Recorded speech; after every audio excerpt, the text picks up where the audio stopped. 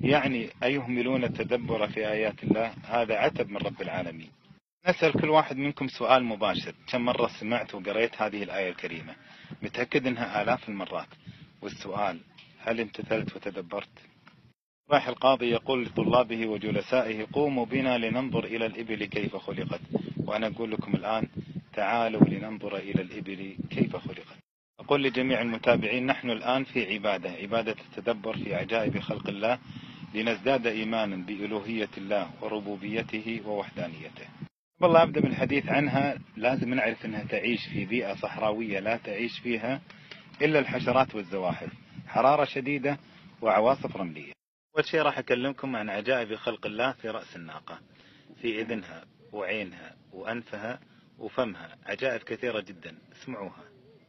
شوفوا، رب العالمين أعطاها منخرين، لها قدرة على الانقلاق كليا حتى ما يدخل الغبار ولا الهواء الحار اللي يسبب جفاف القصبة الهوائية. داخل المنخرين جيوب أنفية، وظيفتها إنها تعدل الهواء، إذا كان الهواء حار تخليه بارد، وإذا كان الهواء بارد تخليه حار حتى يوصل للدماغ معتدل.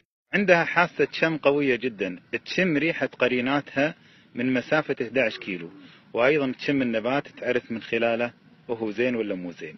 ملوا في عيونها سبحان الله. شوفوا أهدابها كثيفة ومتداخلة. ليش؟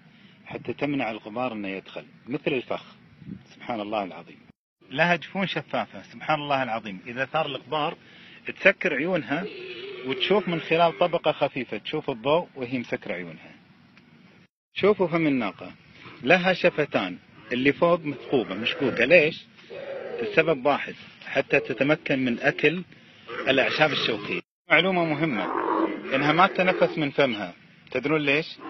ولا تلهث حتى ما يتبخر الماء اللي فيها، تحافظ على بقاء الماء في جسمها. هذه إذن الناقة، صغيرة وبارزة ومرنة، تقدر تطبقها إذا ثار الغبار، وداخلها شعر كثيف. ليش؟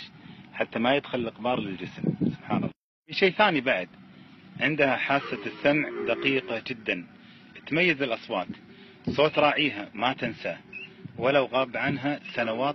شوفوا، هذا خف الناقة مكون من نسيج دهني سميك يعينها على المشي فوق الرمال الناعمة والتربة الخشنة وحتى الصخور الناتئة.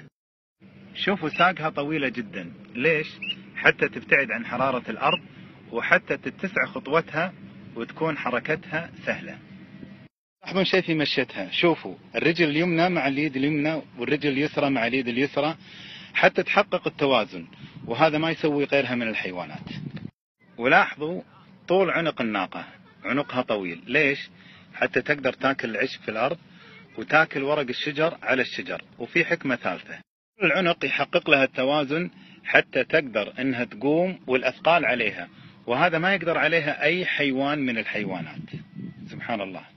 سبحان الله. هي مثل فكرة الرافعة، إذا عليها أثقال وتبي تقوم، هذه منطقة الارتكاز، تمد رقبتها قدام وهذا يعينها على القيام. سبحان الله. العنق فيه بلعوم، وهذا البلعوم فيه غدد هائلة وظيفتها أنها ترطب النباتات والأعشاب القاسية والجافة حتى توصل رطبة إلى الجهاز الهضمي. سبحان الله.